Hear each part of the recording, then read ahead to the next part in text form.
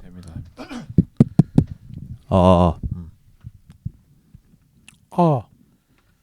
돼요. 잘 돼요. 맞아.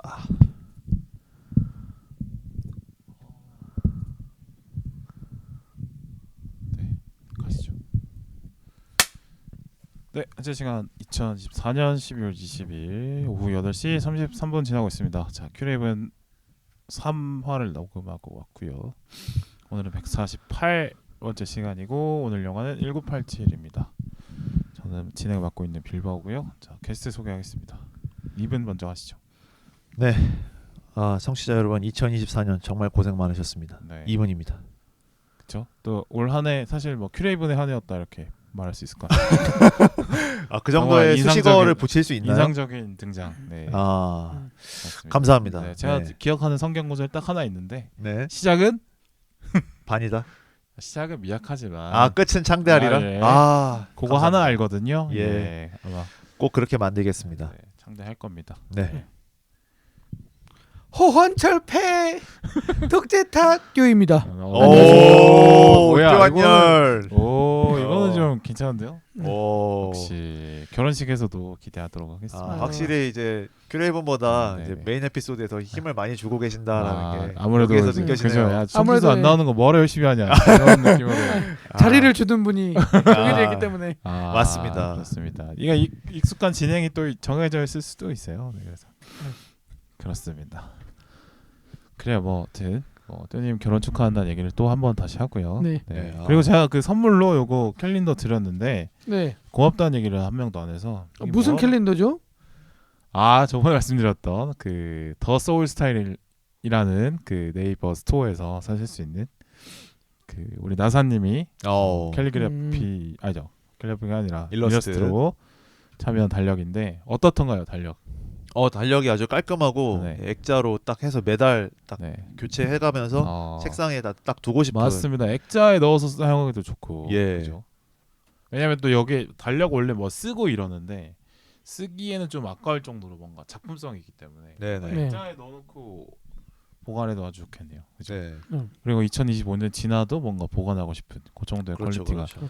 있죠. 저 광고 멘트 좀 하시죠. 네. 저는 이게 해마다 나와서 네. 올해는 무슨 영화 대사가 들어가 있을까 이런 걸 기대해. 벌써 좋을 26년이 기다려진다. 그렇죠. 이걸 받았는데 네.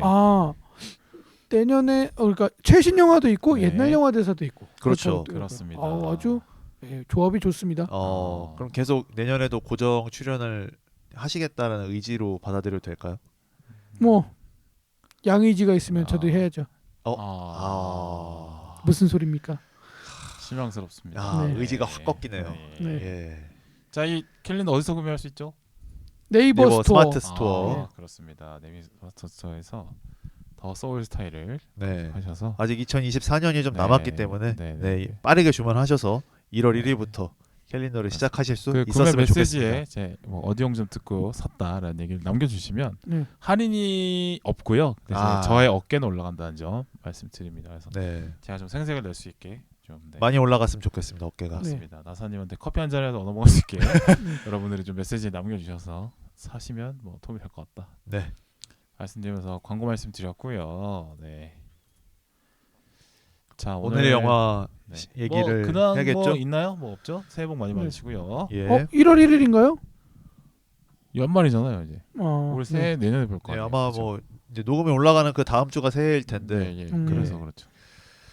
아직 2024년을 떠나보내고 싶지 않으신 건가요? 사실 저는 이 질문 상당히 식상하고 좋네요. 약간 그런 것 같아요. 그 보고서 쓸 때 23이라고 했다가 다시 치우고 24라고 쓰거든요. 아직도? 그렇게 된 지 얼마 안 된 것 같은데 벌써 벌써 일상이 또. 됐다. 예. 그렇군요. 나이가 한 살 한 살 먹는 게. 그쵸. 떡국국 드시고요. 네. 네.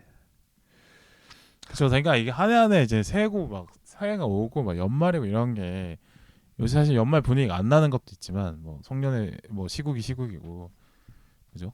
나라가 이 모양 이 꼴인데 뭐 연말 분위기야 뭐 안 나고 경제가 이 꼴인데 사실 분위기가 안 나는 건 안 나는 거고 또 뭐 나이가 먹어갈수록 이제 새해 오고 가고 이런 게 막 슬프지도 않고 그러니까 예전에는 막 설렘이 있었죠. 맞아요. 설렘이 있다가 또 한참 나이를 좀 더 먹었을 때는 야 나이를 한 살 더 먹은거나 좀 약간 구슬퍼졌다가 이제는 그것마저도 없는 이제 무심해지는 그냥 단계로. 뭐 또 새로운 한 달이 온다 이렇게 생각하지. 예, 뭐 새해가 온다 이렇게 아마 이제 연 단위로 계획을 세우는 뭐 회사는 뭐 그럴 수 있지만 개인 계획은 사실 연 단위로 잘 안 세우게 되니까 뭐 그런 의미에서 별 큰 감흥은 없다. 저 개인적으로 그렇습니다. 네. 혹시 작년에 그거 보셨나요? 카운트다운 새해? 그러니까 2023에서 24로 넘어가는 카운트다운 말씀하시죠. 봤나 안 봤나 기억이 안 나는데. 저도 가물가물한데. 저도 안 본 것 같아요. 이제 그런 거에 대한 감흥이 없는 것 같아요. 전에 막 맞아요. 기다렸는데. 그러니까 사회 전반적인 분위기가 이제 새해 맞이 뭐 이런 거에 막 이렇게 분위기가 뭐 그렇지도 않고 이래서 아마 그러니까 예전에 뭐 방송 환경이 막 공중파 중심이었을 때는 그런 것도 아. 축제였는데 예, 이제는 뭐 그 새해를 기념할 수 있는 루트가 다양해졌기 때문에 아, 대부분 그러네. 이제 그 네. 방송 3사에서 하는 가요대상을 가요대제전 끝나고 네, 시상식으로 새해를 주로 맞이하는 뭐 그런 게 많죠. 게 오래됐는데 근데 이제는 카운트하고 이제 태진아랑 송대관이랑 껴안고 새해 1년 더 화합 살았다. 잔치라고 해가지고 그쵸, 서로 노래 새해 바꿔서 노래 부르고. 뭐, 그런 거 하고. 요새는 거의 아이돌판이 돼가지고 네. 가요대제전도 근데 보는 재미가 있죠. 근데 이번에 그 가요대제전인가 그 장카설 뭐 얘기했었잖아요. 그거 네. 나온다 하더라고요. 장카설이 한 무대에 섭니다. 왜 장카설 윤이 아니죠? 설이 설륜인데? 아 그래요? 제가 알기로는 아마 장원영이 아니고 이제 카리나 설윤 유나다. 있지 유나 예, 이렇게 셋이서 맞아요. 콜라보 무대를 한다고 알고 장카설류인데 원래 장카설류. 카설류 네 카설류로 가죠. 왜 장은 안 하죠? 장은 섭외가 안 됐나 보죠. 네. 트러블이 좀 있었군요. 설마 어. 장 트러블인가요? 아우 네 가십시오. 정말 제가 쪼님들이 말아주는 사람 저밖에 한치도 없다. 예상을 벗어나지 못하니 아. 어떡하죠? 음. 그래도 오늘 그래도 아까 피자를 초반에 또 소개해 사주셨기 주었습니다. 때문에, 예. 예.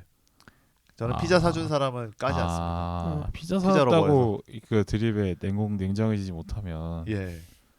제가 박절하지 못해가지고 예. 예. 오래 키워드죠 박자. 네. 예. 조그만 피자 한 판을 대신 선물 피자 받아서. 판에 장원영 그려져 있었잖아요. 네. 예. 이렇게 참여해 줍니다. 예. 그렇게 되네요. 예. 예. 네. 본론으로 가라는 얘기인 시작하죠. 거죠. 네, 예. 시작하죠. 네.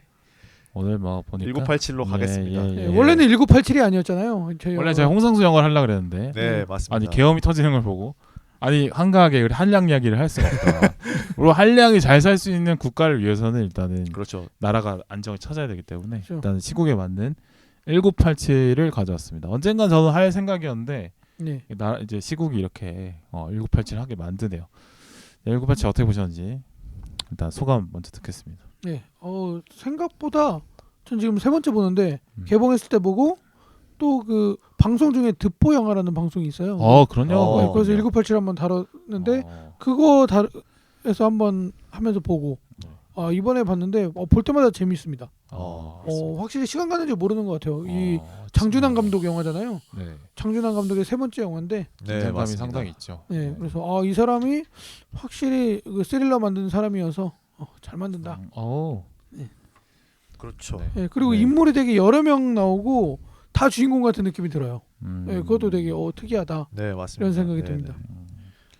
네. 그러니까 저도 이분은요? 보면서 약간 뭐라 그럴까 등장인물들이 릴레이 달리기를 하는 것처럼 네. 그 민주주의를 향해서 물론 내가 뛰고 싶어서 뛰는 사람도 있고 뒤를 돌아보니 내가 뛰고 있었다인 사람도 있었지만 이 민주주의라는 열망을 위해서 모두가 이렇게 이어달리기를 해나가는 모습, 각자의 위치에서 최선을 다하는 모습이 인상 깊었고요. 또 그런 포레스트 모습 검프가 마라톤이라면 이건 개주다 뭐 이런 거. 예, 그럴 수도 있죠. 예. 그래서 저는 현대사 영화에 아직 친숙하지 않은 분들에게는 이 영화가 입문서로 참 좋다. 그러니까 네, 우리 맞습니다. 하나의 힘이 생각보다 세지 않다라고 일상에서 생각하기 쉬운데 여러분 하나하나가 얼마나 힘이 센지를 보여주는 영화이기 때문에 그렇습니다. 역사 속에서 우리가 얼마나 대단한 존재인지를 먼저 좀 각인시켜준다는 점에서 뭐 택시 운전사하고도 약간 좀 포지션이 겹치는 측면이 있을 것 같고요. 예.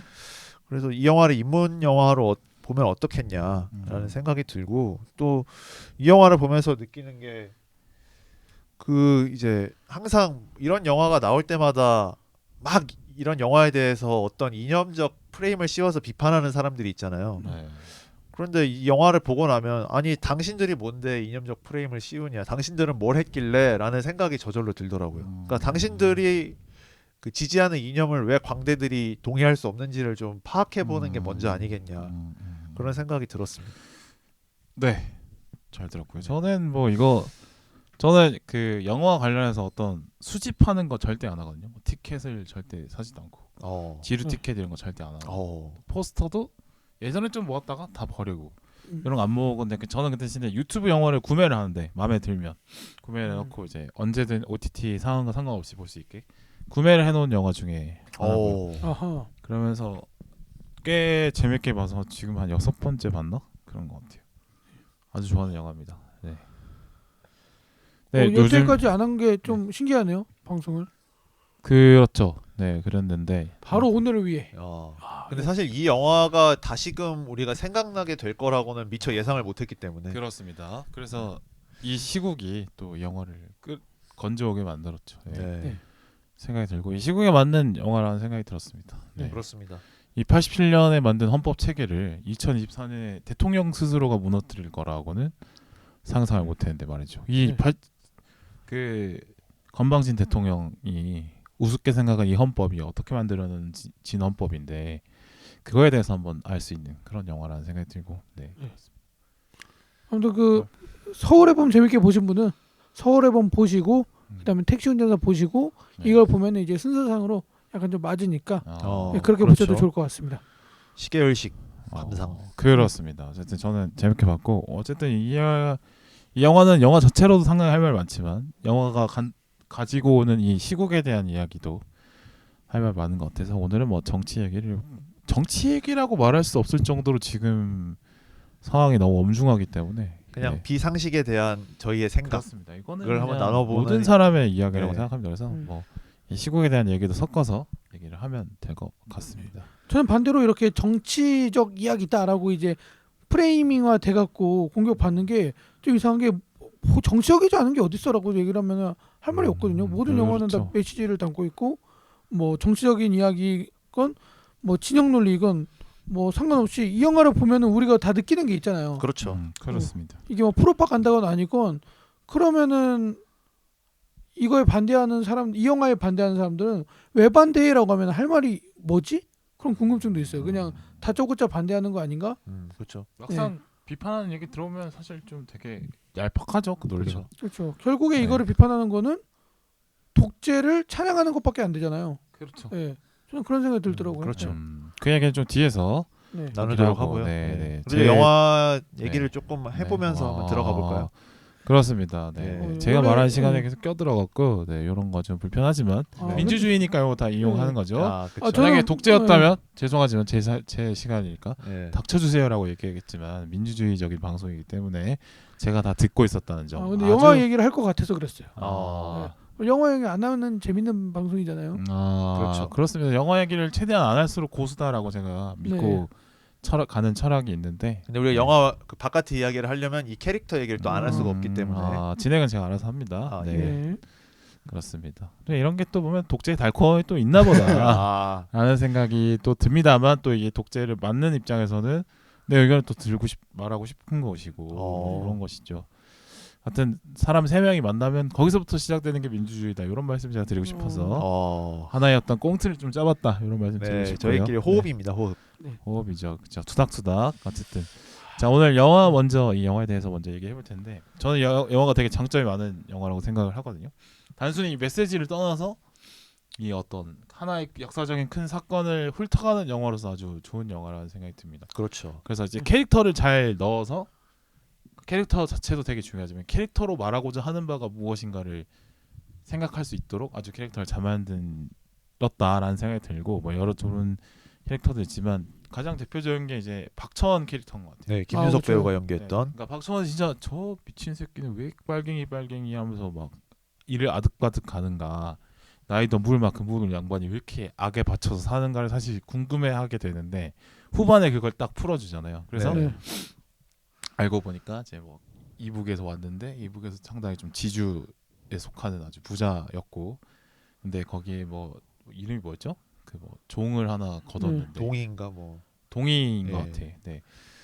종을 거뒀는데 그 동의가 뭐 착하고 똑똑해서 아들처럼 같이 자랐는데 형이라고 부르면서 막 자랐는데 걔가 이제 사회주의에 목도돼서 뭐 알고 보니까 뭐 전쟁이 났을 때 여기가 뭐 저기 뭐 부르주아다 이러면서 지적을 하면서 가족을 몰살했다 이런 서사가 깔리잖아요. 그러면서 뭔가 아 박초원 나쁜 새끼, 그냥 박초원 진짜 나쁜 놈이야 라고 생각하게 만들었는데 그 서사를 듣는 순간 아 박초원에게 우리 슬픈 민족의 분단이 들어있구나 깨닫게 만들면서 뭔가 이 여태까지 흘러오는 이 1987년의 이 상황이 단순한 독재와 민주주의의 싸움이 아니라 결국엔 이 출발되는 지점이 분단에도 닿아 있구나 설명해주는 좋은 캐릭터라는 생각이 들어서 박천원의 어떤 캐릭터 빌딩이 아주 좋았다. 네, 들었습니다.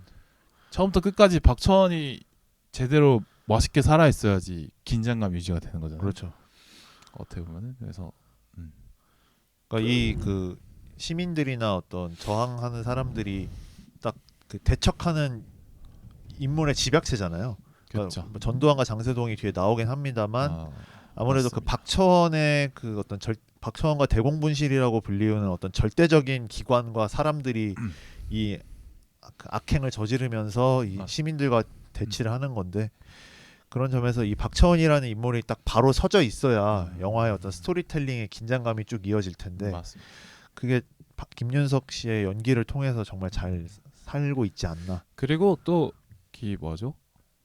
그러니까 민중을 바로 피부로 맞닿는 위치에 있는 사람이어야지 좀 더 그 독재의 강렬함이 더 오는 것 같아요. 예를 들어서 약간 전두환이나 장세동을 진짜 악역으로 설정하고 뭔가 독재의 안 좋은 점을 설명하려고 하면 되게 어렵죠. 왜냐면 그 사람의 아이콘이니까. 그렇죠. 근데 그 사람이 상징하는 체제가 사실 문제인 건데 전두환 자체를 계속 다룬다 보면은 그 체제가 잘 안 보이게 될 수 있는데 근데 그 체제에 열심히 복무하고 있는 박천원을 가지고 이야기를 풀어서 오히려 그 체계 자체를 더 다른 관점으로 볼 수 있게도 만들고 그리고 직접 우리가 주인공이라고 믿는 연이나 이한열이나 뭐지 설경구가 했던 그런 김정남. 최원 다 붙잖아요. 네. 우리가 선역이라고 믿는 그 캐릭터들과 다 부딪히는 캐릭터잖아요, 박천원이. 그렇죠. 그런 의미에서 좀 더 일부러 그러니까 이 메인 악역의 어떤 지위를 낮춰서 내려놓은 것도 아주 좋은 점이라는 생각이 들었어요. 이게 저도 그때 백상예술대상에서 나무주연상 받았거든요. 이름 뭐야? 김윤석이. 씨가. 예. 예. 근데 저는 그때 주인공인가? 그러니까 왜 나무주연상을 받지라고 생각했는데 생각해보면 일관적이게 맞습니다. 있는 쭉 사람은 등장하는 이제 건 박천원이더라고요. 예. 그렇죠. 그렇죠. 네. 사실 이 영화의 주인공 하면은 다들 쉽게 하정우나 김태리 생각을 했을 텐데 그게 아니고 강동원이나 사실, 이렇게 예. 생각했을 텐데. 예, 메인에 버티고 있었던 거는 이제 김윤석. 그렇습니다. 사실 크레딧상에서도 맨 앞에 위치하는 그 이유가 네, 맞습니다. 영화를 다 보면 또 알게 되는. 그러니까 이 영화 제일 중요한 건 박천원이죠. 네. 그렇죠. 그래서 합니다. 연희도 없어도 어떻게 만들 수 있고 한데 박천원은 없으면 안 됩니다. 그렇습니다. 그래서 근데 연희 캐릭터도 저는 또 재밌게 봤는데 이게 이제 연희가 유일하게 여기서 가상 캐릭터잖아요. 근데 이제 연희를 통해서 뭔가 대중 대신에 그게 들어간 캐릭터들이 있는데 그렇죠. 뭐 다른 영화도 좀 찾아볼 수 있긴 한데 이제 1987 같은 거는 메시지가 중요한 영화이다 보니까 그 메시지에 전달하는 그거를 연희를 통해서 이제 연희가 변하는 모습을 통해서 한번 쿠션을 먹여가지고 메시지를 그렇죠. 주는 거죠. 예를 들어서 직접적으로 막 주인공 캐릭터가 민주주의는 정말 소중한 거야. 이럴 때 카메라를 보면서 막 독백을 친다거나 이렇게 하면 좀 구린데. 근데 연희가 우리가 모두가 호감을 갖고 있는 연희라는 캐릭터가 이제 세상에 좀 비관적인 모습을 갖고 있다가 적극적으로 참여하는 모습으로 바뀌는 방식을 통해서 그러니까 연희를 통해서 간접적으로 설득하는 방식이 좀 더 세련됐고 그런 방식 설득의 방식을 위해서 아주 중요했던 캐릭터라는 생각이 들었어요. 네. 저도 이 연이라는 캐릭터가 n분의 1이다라는 생각이 들었어요. 왜냐면 마지막에 네. 이제 그 시위대 안으로 들어가잖아요. 그러면서 이제 그렇죠. 모두가 n분의 1이 되어 버리거든요. 그러니까 이게 결국에 국민이구나. 예, 그때 당시에 국민이구나. 수많은 어떤 군중이 하나가 되자 이런 거죠. 왜냐면 많은 민중이 하나가 이때 그 뭐랄까 대중들이 이때 당시에 너 말 함부로 하면 안 돼라고 교육을 받고 자랐었단 말이에요. 맞아. 너 쥐도새도 모르게 잡혀가서 죽을 수도 있어. 그래서 여기서 연희도 그러잖아요. 그렇게 하다가 가족이 잘못되면 어떡할 건데. 맞아. 어쩌면 우리 많은 사람들이 그렇게 생각하고 있을 거고 저도 그렇게 교육을 받았거든요. 부모님한테 너 어디 가서 말 잘못하면 안 그러니까 된다. 고개 쳐들지 말라는 네. 거죠. 네. 근데 그렇게 살아와도 피할 수 없고 그렇게 하면은 어. 주변 사람이 죽는다라는 거 알고 음. 결국에 나서야 되는 거는 연희 같은 국민이다. 음. 이런 얘기로 마무리되는 게 저는 음. 무척 좋았다. 또 그 두려움 때문에 나서지 못했지만 네. 막상 나서 보니까 동료들이 많다라는 그렇죠. 그렇죠. 거를 알려주는 그런 캐릭터죠. 그리고 또 본인이 나서지 않았기 때문에 그 잘생긴 남학생이 결국 그렇게 됐을 거다라는 또 트라우마가 죄책감. 네, 또 맞습니다. 군중으로 그녀를 끌고 가게 했었던 것 같고 또 음. 우리 모두가 사실은 처음부터 정치에 네. 깊은 관심을 가지게 되는 분들은 별로 없을 것 같아요. 그렇죠. 다 그렇죠. 연희처럼 시작을 할 것 같단 말이죠. 예, 그런 그렇습니다. 점에서 그 민주주의나 어떤 자유를 뺏는 것이 저 먼 일이 아니고 우리가 피한다고 끝날 일이 아니고 결국에는 우리의 손으로 우리가 직접 참여를 해서 쟁취하는 것이다.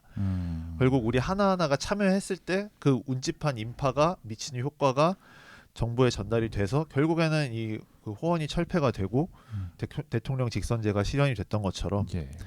그러니까 우리 하나하나의 힘이 이렇게 위대할 수 있다라는 걸 연희를 통해 보여주면서 이제 사람들한테 아 그래 정치에 참여한다는 게 저런 거구나 그런 거를 잘 전달할 수 있는 캐릭터가 아니었나 싶어요. 그러니까 뭐 박종철 열사나 이한열 열사처럼 이렇게 전면에 나서 네. 그러니까 뭐 그 두 분은 이제 뭐 전면에 나서려고 한 건 아니고 이제 시대에 휩쓸려서 희생을 당했지만 어쨌든 이제 학생 운동에 적극적으로 참여를 하다가 그런 분을 당한 건데 그 정도까지는 아니어도 된다라는 거죠. 그리고 그냥. 그분들을 했으면 너무 숭고하고 위대해 보여 오히려. 그렇죠. 네. 그렇죠. 그러니까 우리가 물론 대단한 분이다라고 생각을 하지만 보면서 이입하기는 쉽지 않을 수도 있었을 거예요. 그렇죠. 맞아, 나는 맞아. 저런 사람이 없으니까 나는 깡다구 없으니까 저런 거는 난 사람들이나 하는 거지라고 그렇죠. 했지만 그렇죠. 연희를 통해서 난지 않은 뭐 나도 결국에는 피해자고 그리고 내가 가만히 있으면은 주변 사람들이 죽어나가고 그렇죠. 아마 그 광주의 비디오를 보잖아요. 네. 그걸 봤을 때만 해도 연희는 저건 먼 곳의 사람 이야기야라고 계속 부정을 하지 않았을까라고 싶은데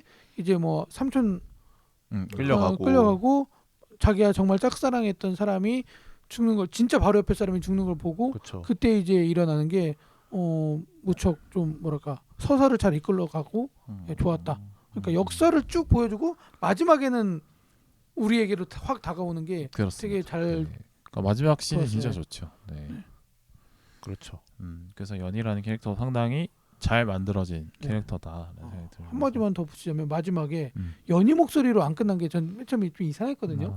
사실 그 뭐 문소리라고는 하는데 그게 누구의 목소리인지 모른단 말이에요. 저는 보통 영화였으면 마지막에 연희가 따라하면서 뭐 독재타도 그러면서 이제 연희가 외치는 모습을 거기서 딱 이제 멈춰서면서 끝나죠. 그러죠. 그렇죠. 오히려 연희를 아래에서 위로 잡아가지고 네. 뭔가 부각시킬 수도 있는데 그러지 않고 뒷모습만 나오는 네, 거지. 뒷모습으로 누가 말하는 건지 모르게 예, 그렇죠.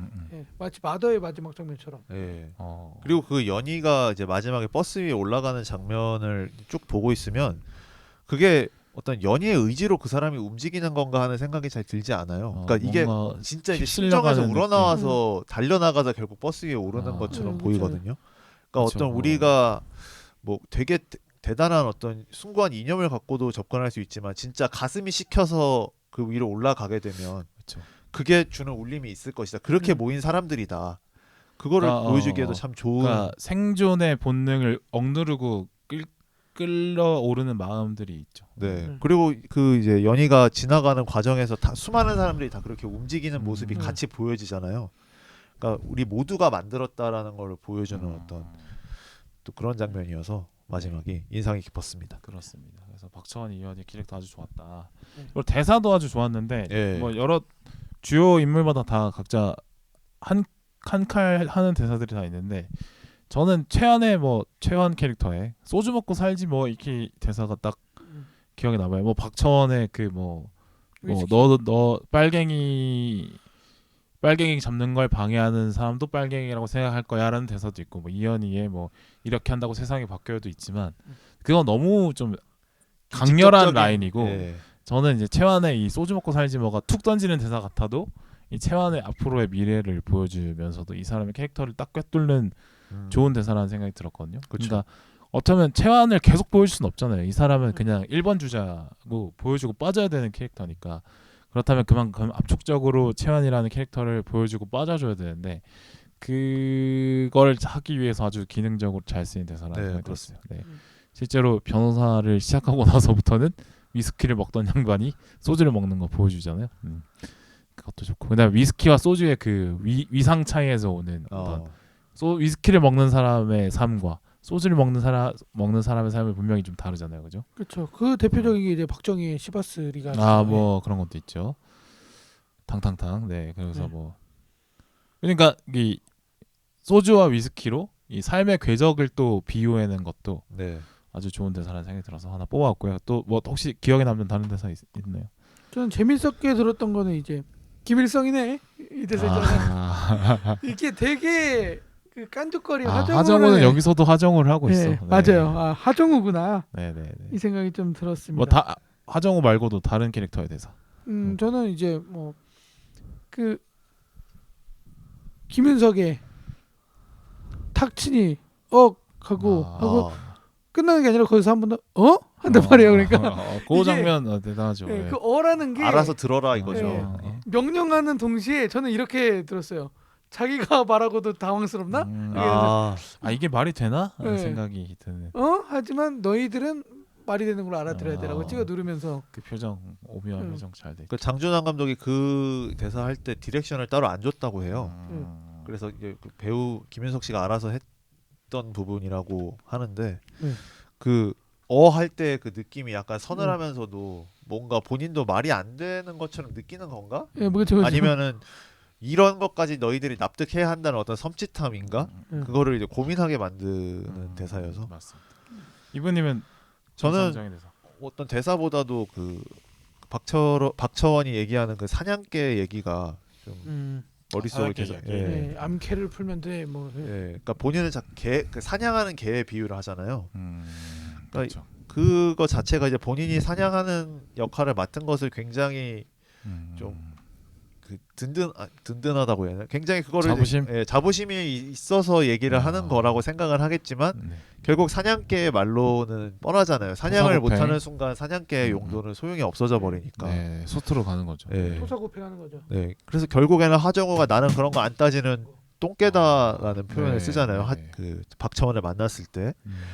그래서 결국에 똥개들이 오래 사는 이유가 그러니까 뭐 이 사람이 어떤 정의롭다기보다는 그 나만의 어떤 삶의 주관이 있어야지 이념에 지나치게 복무해서는 안 된다 그런 느낌의 단어였어서 그리고 박처원이 결국에는 본인도 꼬리 자르기에 그 수단으로 삼아져 버리는 결말을 통해서 그 사냥개의 끝이 완성이 되잖아요. 그렇죠.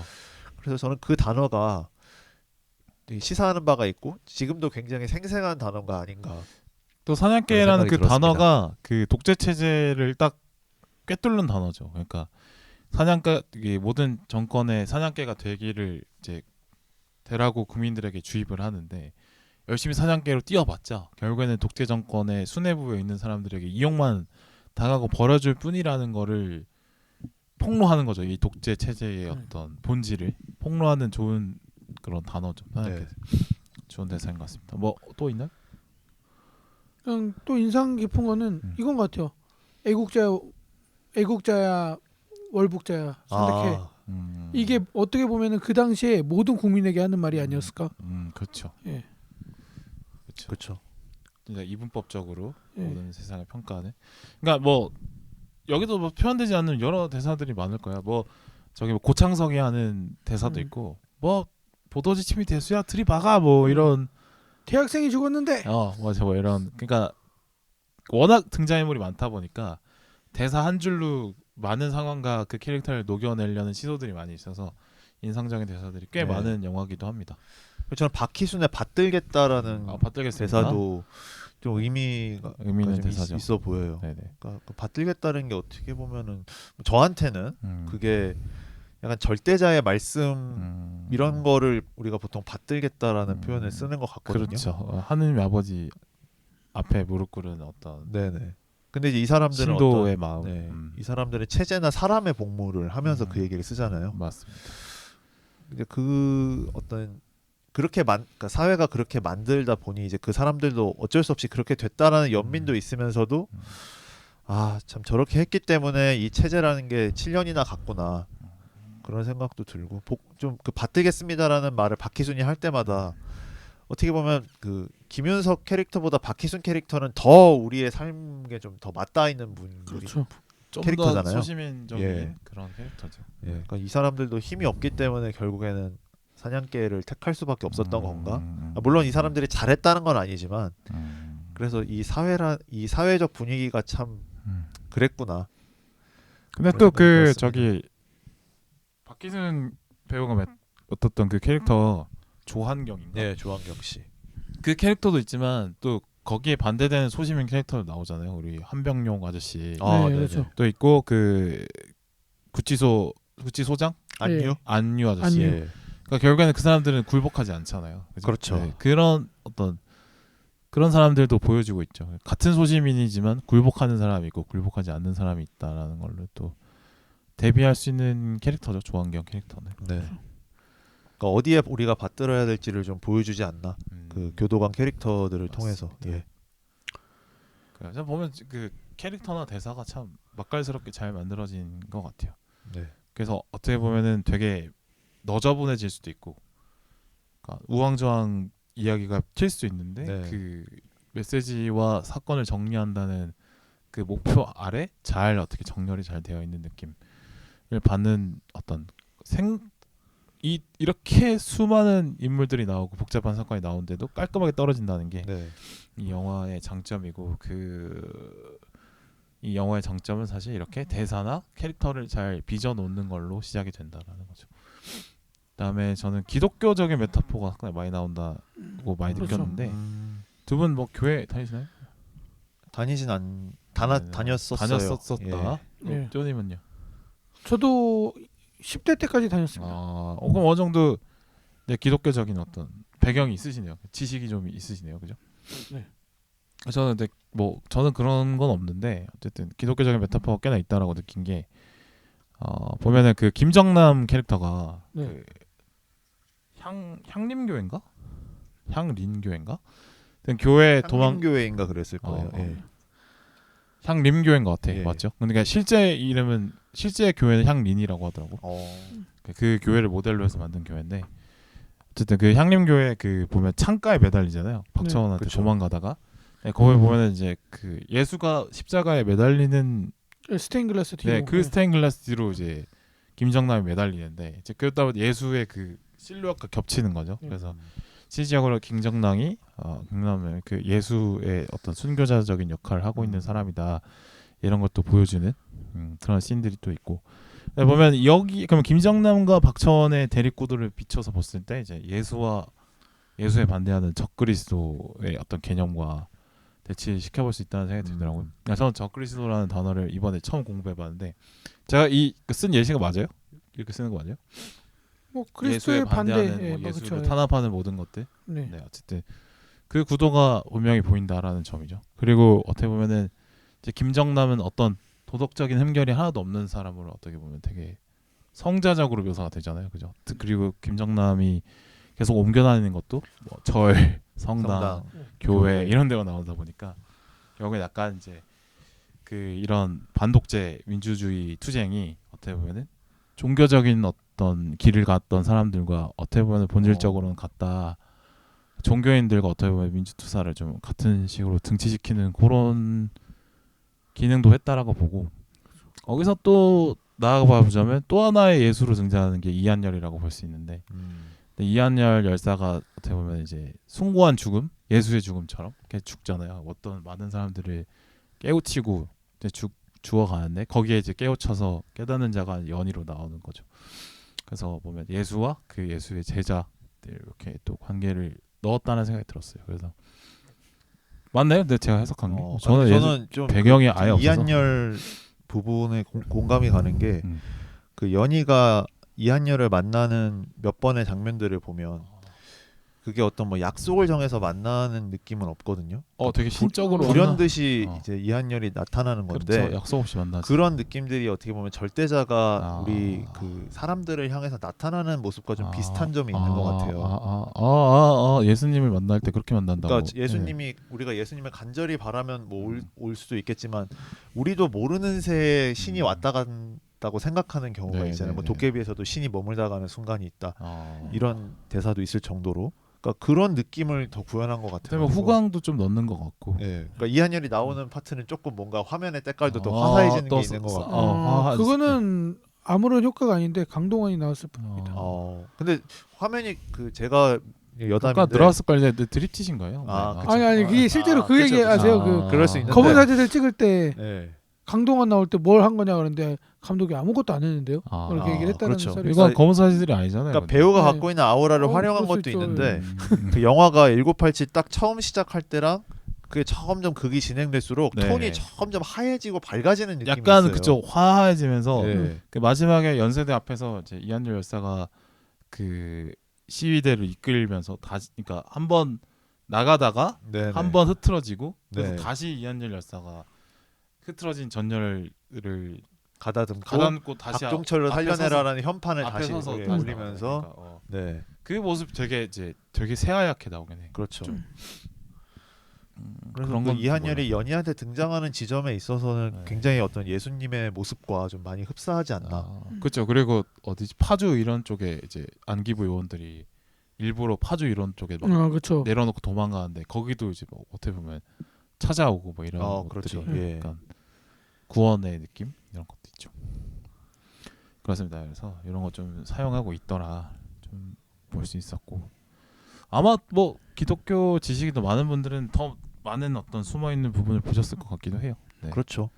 저는 뭐 그냥 큰 구도 정도만 확인을 했다고 그렇습니다. 또 여기서 이제 또 1987에서 말하고 있는 바는 권력은 영원하지 않는다. 뭐 이런 거에 그렇죠. 대한 메시지를 던지고 네. 있는데 사실 이 1987 내에서의 그 대공분실이라고 하는 절대적인 기관이 금이 가기 시작하는 게 뭐 다른 누가 위협을 가해서가 아니라 본인들이 박종철 고문치사 사건을 숨기는 과정에서 시작이 된 거잖아요. 그렇죠. 그러니까 본인들 때문에 몰락이 시작된 건데 근데 그 만약에 진- 숨기지 네. 않고 솔직하게 말했다면 파장이 좀 덜했을 수 있죠. 단순한 사망 사고로 끝났을 수도 있었을 텐데 그 어떤 박종철이라는 인물이 갖고 있는 특수성이 더 노출이 되면서 사람들의 공분을 사게 만드는 그리고 고문을 했고 고문해서 죽었고 이걸 은폐했다라는 그렇죠. 그 사람들이 갖고 있었지만 시대 때문에 티를 내지 못했던 것이 이제 언론이 직접 그걸 보도를 해버리니까 이제 세상을 바꿔야 될 때가 됐구나 이렇게 도화선을 만든 건데 끓는 점이 됐던 네. 사건. 그렇죠. 근데 그 전에도 계속 이제 어떻게 보면 이 대공분실이라고 하는 기관이 그런 끓는 점에 도달하도록 만든 거죠. 일반인들을 향해서 계속 물리적으로 진압을 하고 연희도 거기 그 대공분실 앞에서 그 유해진에 대해서 시위를 하다가 연희의 엄마와 연희가 군홧발에 짓밟히잖아요. 네. 그런 사건들이 얼마나 많았겠어요. 엄청 많죠. 그런 사건들이 연희들을 각성하게 만드는 거죠. 그렇죠. 일반인들의 생각을 전환하게 만들고 심지어 상대를 가리지 않고 부장검사, 뭐 국과수 의사 이런 사람들한테도 횡포를 가하니까 나는 별로 이 정권에 대해서 큰 생각이 없던 사람들마저도 어떤 생각의 전환을 하게 만들어 버리는 거죠.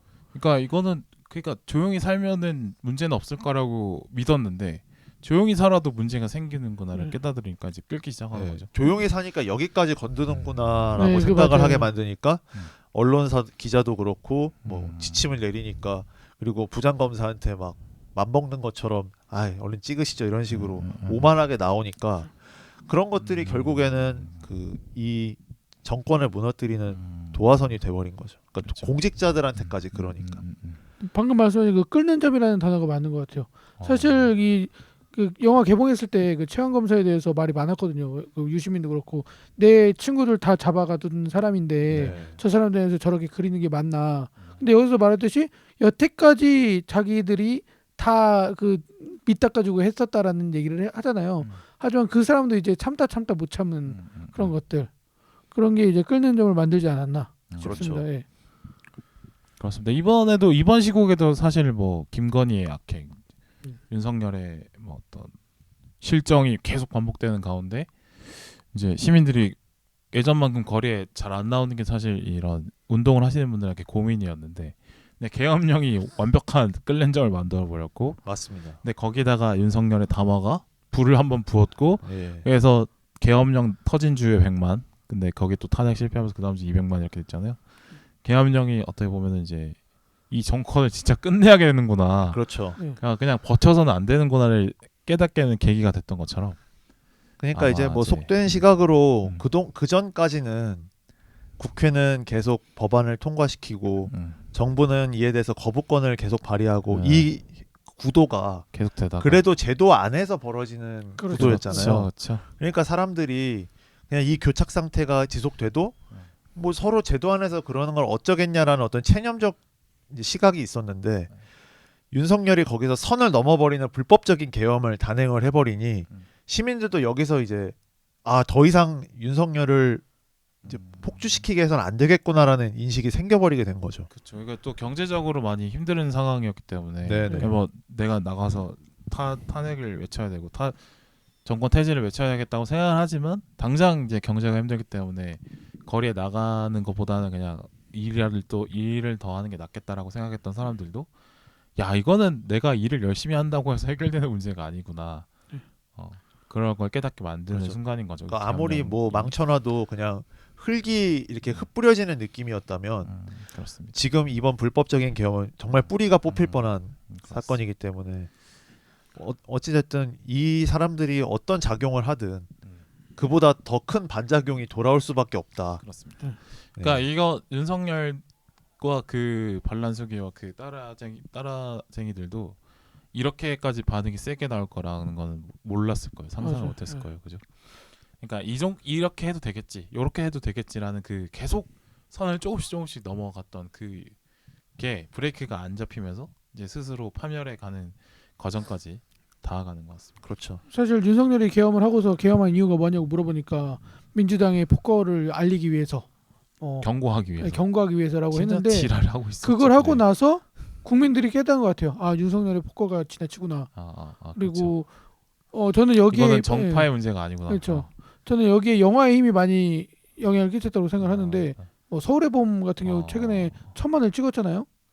그러니까 국민들이 원하는 건 서울의 봄을 보고 사람들이 깨닫고 있는데 정부는 그걸 모르고 이제 계엄을 선포하고 사람들이 그때가 지금과 다를 게 없구나라고 다시 한번 각인하게 되는 것 같다는 생각이 들었어요. 정부가 얼마나 국민들을 우습게 생각하고 있었냐라는 게 느껴지는 게 그동안 윤석열이 그렇게 거부권을 행사하고 어떤 자기 부인에 대한 그 불법적 혐의가 있음에도 밝히지 않는 것에 대해서 국민들이 얘기하지 않았던 건 그래도 우리가 윤석열을 선택을 했기 때문에라는 그 보편적인 인식이 있어서 우리가 그를 용서했던 거였거든요. 어떻게 보면 그를 계속 봐주고 있었던 거죠. 이 사람도 선출된 권력이니까.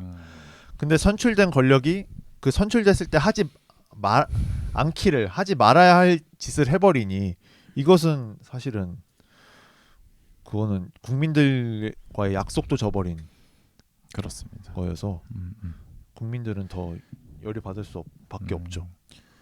그렇죠. 근데 이번 사건을 보면서 이제 느끼는 거는 항상 권력은 자기만의 기준을 계속 높여가요. 그러니까 계속 더 독선적으로 나아간다는 거죠. 네. 그러니까 뭐 처음에는 요 정도만 해도 좀 싫은 사람, 안 좋은 사람으로 찍다가 이제는 그 안 될 사람으로 뽑는 기준이 더 넓어지면서 더 많은 사람을 탄압하고 더 많은 사람을 탄압하면서 계속 이제 하려고 하는 그 범위를 넓혀 그렇죠. 가면서 돌아보니까 스스로는 편들어주는 사람이 없게 되는 어떤 그런 독재가 시간이 계속되면서 그렇죠. 관용을 잃고 네. 스스로의 운신폭을 좁히면서 스스로 넘어지는 게 네. 독재의 흐름이 아닐까라는 생각이 들었습니다. 그러니까 점점 이렇게 하나씩 해봤던 것 같아요. 사실 노무현 대통령이 탄핵당했던 이유가 열린우리당 잘 부탁드립니다 이 한마디잖아요. 뭐 잘 됐으면 좋겠다. 네, 이렇게 뭐 그런 식으로 얘기를 하고 그래서 탄핵을 당했는데 박근혜는 그것도 우리 잘 부탁드립니다 그것도 하고 동시에 섭정을 해서 이제 탄핵을 당한 거잖아요. 그죠. 근데 윤석열은 이미 그걸 해버리고 이건 다 폭로가 되어 있는 상태였고 예, 네. 김건희의 섭정도 하고 있고 그것도 그 다 와중에 보도가 된 상태였고 야 노무현이 탄핵된 거랑 저 박근혜가 탄핵된 거랑 했으니까 이번엔 전두환 걸 해보는 건가 이런 생각이 들 정도더라고요. 그러니까 국민들도 저 박근혜 때 다 했던 거더라. 저 뒤에서 비선실세 나오고 이런 거. 그래서 처음에 그렇게 화도 안 나고 놀라지도 않았었던 건데 근데 이제 계엄을 친다고? 아 이건 못 참지 이렇게 되는 거죠. 그렇죠. 점점 선을 넘어가는 과정이 있습니다. 그러니까 우리나라 개헌사를 봐도 사실은 내가 이 정도까지 추구하는 건 괜찮아 하는 내용들이 많잖아요. 그러니까 그렇죠. 뭐 이승만 대통령도 그 1대 대통령까지는 삼선 개헌해도 된다. 뭐 이런 것도 그런 있었고 얘기했죠. 박정희의 10월 유신도 뭐 나는 3선 4선까지 추구해도 된다. 이런 내용으로 계속 개헌을 하고 본인은 예외 조항을 두고 네. 만들었죠. 그러니까 내가 계속 어떻게 보면 내가 추구하는 권력은 국가를 위한 거니까 괜찮아라는 스스로의 합리화를 거쳐서 국민들은 동의하지도 않았는데 그렇습니다. 서서히 이제 본인의 어떤 그 반국민적 지도를 강화하고 있었던 거죠. 맞습니다. 그게 결국에는 국민들이 알 수밖에 없는데 이걸 모를 거라고 생각했다는 그 오만함이 많은 국민들을 참 열받게 하고 있지 않나. 시대착오적이죠, 진짜. 네. 세상이 어느 세상인데.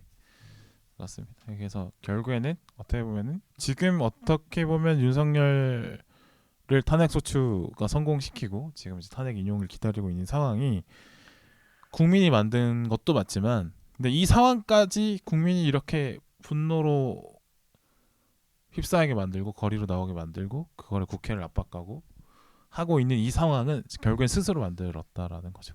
그렇죠. 계속 스스로가 실책을 계속하는데 실책인지도 모르고 이거 해도 되는구나 계속 생각하면서 또 잘못하고 이러면서 결국에는 자기 다리를 자기가 걸어도 넘어뜨리고 있는데, 근데 이제 윤석열은 민주당 탓하고 국회 탓하고 그렇죠. 선동된 시민 탓하고 반국가 세력이라고 지칭하고 저는 자기 탓인데. 현그 윤석열의 가장 큰 문제는 문제를 문제라고 인식을 못하는 것 그렇죠. 같다는 메타인지가 안 된다는 평가가 네. 많죠. 왜냐면 이 전에도 그러니까 한 1년 전인가 그런 얘기를 했다고 하잖아요. 내가 잘하는데 왜 사람들이 나를 이해를 못하지? 그렇죠. 라고 그 생각이 생각할 때- 부정선거까지 이어지고 있죠. 예. 내가 이렇게 능력이 좋은데 예. 왜 지지율이 이만큼밖에 안 나오느냐. 그러니까 선거 그 여론조사 기관이 이상하다. 그렇죠. 예. 그렇습니다. 이 모든 게 어떤 음모야. 예. 나는 열심히 하는데 세상이 몰라줘. 이건 뭔가 음모가 있는 거야. 그러니까 이 생각을 그냥 시민 1위 하면 상관이 없는데 그렇죠. 그걸 대통령이 해버리니. 그렇습니다. 사실 윤석열이 유튜브만 보고 있다라는 거는 전부 다 알았는데 그 얘기 나왔을 때 있잖아요. 정말 자기는 성군인데 왜 사람들이 못 알아듣느냐, 나를 왜 싫어하느냐를 이해를 못한다라는 거 했을 때 전 그건 농담인 줄 알았어요. 약간 좀 과장된 이야기겠지 했는데 진짜구나. 예. 근데 모두가 그렇게 생각했던 것 같아요. 윤석열이 저러는 거, 김건희가 저러는 거, 그냥 뭐 다 그렇지 뭐, 다 그럴 수도 있지 뭐 쉽게 넘어갈 수도 있는 거지 뭐 했는데 쉽게 넘어가서는 안 되는 거구나. 저의 행동들, 말들 다 진지한 거고 진짜고 어마무시한 거구나. 어떻게 보면 윤석열이 진짜 대단한 게 사실은 민주주의 체제는 아무리 못해도 임기를 보장해주는 게 기본이잖아요. 그렇죠. 안정성을 위해서. 그래서 웬만해서는 사실은 탄핵을 안 당하긴 한데 웬만하지도 못했던 거지. 야, 참 대단합니다. 그러니까 본인이 대선 후보 시절에 5년짜리 정권이 겁도 없다라는 얘기를 했었잖아요. 네. 그러니까 본인이 정작 그 대통령직에 올랐을 땐 그 말을 까먹었나 봐요. 그렇죠. 그런 참 경우는 어이가 많았죠. 없는 예. 것이죠. 스스로를 돌아보지 못하는 사람이니까. 예. 그래서 이념 말고 사람을 믿어라라고 하고서 대선 되고 나서 이념이 가장 중요하다고 얘기를 하질 않나. 뭐 그렇죠. 이념이 중요하다 이런 얘기. 자꾸 왔다 갔다 하는 그런 모습.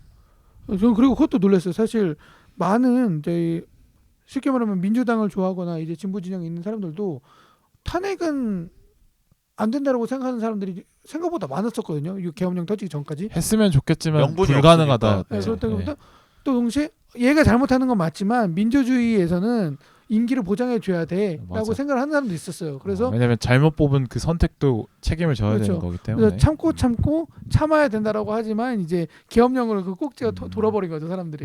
이거는 사실 꼭지가 도는 것도 꼭지가 도는 건데 이거는 그냥 명백한 탄핵 사유가 맞아요. 네, 그렇죠. 이건 뭐 내려와야 불법이니까. 됩니다. 네네. 그렇습니다. 제가 여기 이 요즘 시국을 보면서 느끼는 게 참 민주주의는 뭘까? 얼마나 이렇게 그쵸. 만들기 어려운 체제인가? 이렇게 정말 피와 눈물로 만든 이 대한민국의 민주주의도 이만큼 쉽게 무너지는 거 봤을 때 민주주의는 참 소중하고 가치가 있는 것이지만 참 쉽게 허물어지는 거구나를 좀 많이 느끼게 되는 것 같습니다. 네. 근데 뭐 이쯤에서 약간 본질적인 질문인데 민주주의가 뭐라고 생각하세요? 본인이 생각하는. 그냥 저는 정말 그냥 단순하게 그냥 키워드를 요약하면 투표라고 생각이 들어요. 투표, 예. 권리 행사. 예. 그러니까 우리가 어떻게 보면은 모든 영역이라는 게 체감을 해야 되는 건데 정치를 우리가 체감할 수 있는 가장 직접적인 게 선거 같거든요. 그렇죠. 우리가 그 지자체장, 국회의원, 대통령을 뽑는다는 것 자체로부터 우리가 민주주의를 하고 있구나를 이해할 수 있게끔 가장 빠르게 이해할 수 있게끔 네. 그 선거 참여를 통해서 우리가 그 제도를 빠르게 이해할 수 있다고 생각이 들어서 결국에는 이 선거 제도로 우리가 지도자나 국회의원들을 뽑을 수 있느냐 없느냐 이게 제일 중요한 것 같아요. 이 제도가 무너지지만 않으면 그래도 민주주의는 유지될 수 있겠구나. 네. 선거가 뭐 민주주의의 꽃이다 뭐 이런 얘기도 하니까. 네. 네. 띠오님은 민주주의 어떻게 생각하세요? 사실 저 이분님께서 말씀하신 게 답이라고 생각하는 어떻게 보면 가장 예. 어떤 실생활에 맞닿아 있는 내가 경험할 수 있는 민주주의니까. 사실 민주주의라는 거는 시민이 주인인 거잖아요. 그렇죠. 결국 우리가 더 주인인 거고 네. 그래서 대신 통치를 하려고 투표로 나를 대신할 사람을 뽑는 거고 그래서 된 게 이제 국회의원이고 대통령인 건데 이제 내 뜻이 맞지 않으면은 그러니까 어쨌든 우리가 헌법이라는 것도 민주주의의 그러니까 국민의 주인됨에 의해서 만들어진 건데 그게 반하는 걸 하니까 내려와라고 할 수 있는 것도 민주주의고 그렇죠. 그러니까 결국 국민을 끝까지 봐야 한다. 네. 국민이 만들어가는 것이 민주주의다라는 생각을 하는데 참여. 예, 네. 확실히 어렵죠. 왜냐하면 그 어떻게 보면 5천만 국민이잖아요. 5천만 국민을 하나하나 다 대표하거나 그들을 다 신경을 써야 되는 거니까 네. 민주주의는 상당히 어려운 거라고 생각을 하고 또 어느 방송에서 누가 그런 얘기 하더라고요. 민주주의는 완성형이 없다고. 완성이 없죠. 네, 계속 생각해가고 넓혀나가는 건데 뭐 이게 내가 주인이라는 것도 자꾸 까먹게 되는 것 같아요. 이걸 생각을 못하면. 그렇죠. 네, 그래서 민주주의의 의미를 알고 이제 그 얘기하잖아요. 민주주의의 반대가 공산주의라고 얘기를 하잖아요. 아니잖아요. 아니죠. 민주주의 반대는 그렇죠. 독재잖아요. 공산주의 국가들도 민주주의 체제라고 표방합니다. 네. 그러니까 공산은 결국 이게 자본주의하고 반대되는 거지. 맞아. 민주주의하고 반대되는 게 아닌데 그럴 정도로 사람들이 약간 김정일이야 공산주의야 뭐 이렇게 얘기를 한단 말이에요. 사실 김정일이야 독재주의야라고 물어봐야 되는 건데. 그쵸. 예. 그러니까 그 정도로 우리가 민주주의에 대한 개념도 제대로 안 서 있지 않았나 이런 게 좀 맞아. 이번 사건을 통해서 많이 느끼는 건데 네. 생각보다 민주주의 얘기를 많이 하지만 그게 뭔지에 대해서 이해를 못 하고 있는 사람들이 생각보다 너무 많다. 네, 그렇죠. 그렇습니다. 그러니까 이거는 그러니까 뭐 계엄에 찬성하든 반대하든이랑 상관없는 것 같아.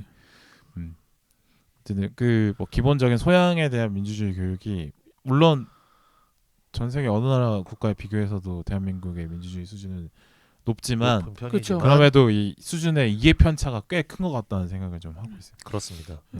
또 슬픈 게 이 많은 어쨌든 우리가 지금 나온 것도 선대들의 피에 의해서 우리가 배웠다라는 것도 네.